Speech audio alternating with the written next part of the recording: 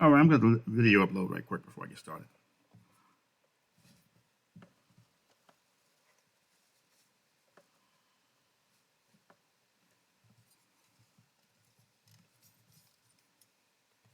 All right, so we in here on the Stock Exchange. Of course, this is Trump and GE. Breaking news.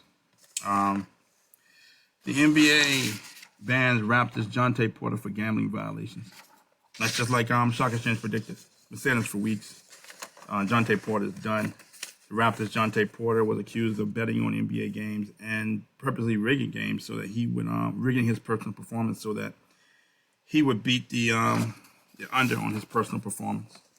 So here's the news from ESPN. It says the Toronto Raptors' Jontay Porter has been banned from the league after an investigation revealed he had disclosed confidential information to bettors, limiting his participation in at least one game while he was with the Raptors and bet on NBA games while playing in the G League.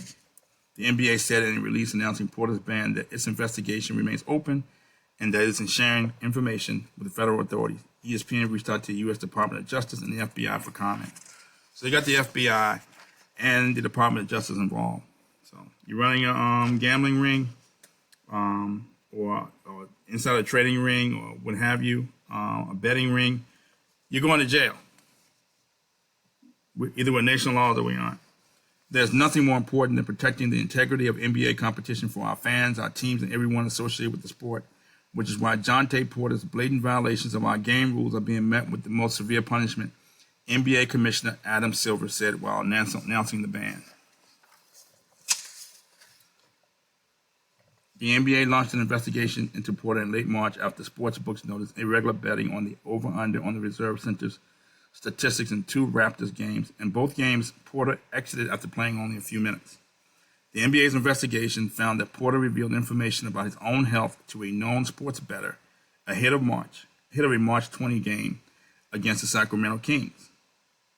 Another bettor privy to the information placed an $80,000 same-game parlay bet that featured unders on Porter's statistics and would win $1.1 million, according to the NBA. Porter played 3 minutes before leaving the game with illness. The bet, which was placed at DraftKings, was not paid. Somebody bet $80,000 this guy would beat the under, and the guy didn't play. The guy played 3 minutes, and DraftKings wouldn't honor the bet. I don't blame him. It's suspicious. The league investigation revealed Porter played at least 13 bets on NBA games using an associate's online betting account. The bets ranged from $15,000 to $22,000, totaling $54,000 according to the league. The NBA said the total payout from those bets was $76,000 and net winnings of $22,000. None of the bets involved any in which Porter played. 3 of the bets were parlays, including one that included a bet on the Raptors to lose. All 3 bets lost, according to the NBA. Sportsbooks also reported spiking betting interest on the under on several Porter statistics ahead of a January 26th game against the Los Angeles Clippers. Porter played just 4 minutes before leaving the game with issues related to an eye injury suffered early in the week against the Memphis Grizzlies. He finished with no points, 3 rebounds, and 1 assist, all under the lines sports bets had set for his statistics. Okay.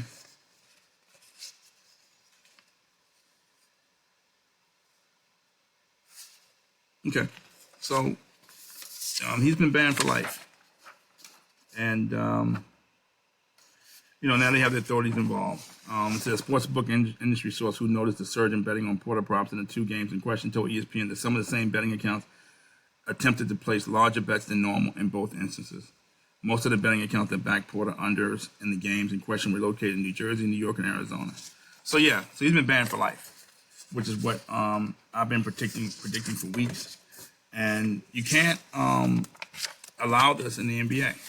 I don't know why. Once the NBA allowed betting in the league, I don't know why. Who would have thought this would have turned out any differently? Who didn't see this coming? I mean, it's just total greed on the part of the owners in the league, and now the quality of the league and the product that they're putting out may be in question. And so, here's the reason why I was predicting this for weeks. It speaks to the integrity of the NBA. The difference between the NBA and WWF is that the WWF is scripted. Ric Flair or Ricky Steamboat is going to win a match before it occurs. It's scripted. It's fake. So you see anybody betting on the WWF? No. There's a market for scripted drama. It's called WWF. It's a market for it, but it's more entertainment and drama and acting. And the market for scripted drama isn't the same as unscripted drama. NBA, NFL, Major League Baseball all represent unscripted drama. These outcomes you couldn't predict. That's why you have to sometimes you stay to the end of the games before. You just can't leave because the outcomes are so unpredictable. You know, your team could be down 20 by 3 or 4 touchdowns, but going to the fourth quarter, they could come back. You couldn't predict these outcomes. That's why there's so much rabid interest in live sporting events. There's so much rabid interest in professional sports. It's unscripted. Once you start letting players bet on games or allowing it, I'm not saying the NBA is allowing it, but I'm saying once they recognize it, they have to put an end to it. Because now it seems like the games are scripted. And teams are point shaving and guys are purposely underperforming because they're betting on the under, or teams are throwing games. And we have enough data to show that what happens when these games are scripted, or people throw games and people bet on games. The World Series in the early 1900s, point shaving scandal with Boston College, that's in the 70s, and now this. You can't allow it because now people think the game is fake and nobody's going to watch it. Secondly, the wrong people lost money. When the NBA allowed gambling, online gambling, it was set up for certain gamblers to win. These high rollers are going to win. They're supposed to win at your expense. They're not supposed to lose. And when they lose, the wrong people lose money, there are going to be some consequences. The wrong people lost money, whether it's DraftKings clients or people don't want to bet with DraftKings or FanDuel because they think these games are rigged and their betting volume goes down and their fees go down. So the intermediaries or the bookies, nobody wants to bet with them anymore, or their volume declines because they think the games are rigged. FanDuel is not going to lose money. DraftKings are not going to lose money. It's not going to lose money. The high rollers are not going to lose money. So when you show you're smarter than them, Jontay Porter and his cohorts want to show they're smarter than DraftKings or FanDuel or the NBA or these high rollers in Vegas who bet on games, they're going to punish you. So the wrong people lost money. The wrong people can't lose money. Can't happen.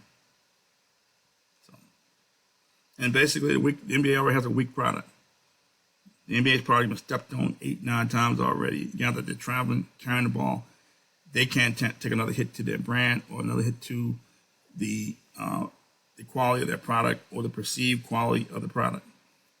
The NBA had to step in. So I've been predicting this for weeks. It's finally here. Jontay Porter's done, and we likely haven't seen the end of this. There could be people going to jail over this. The FBI and the DOJ is involved. Jontay Porter and his cohorts could see jail time. So it's Trump and the GE. Thank you for listening. Thank you.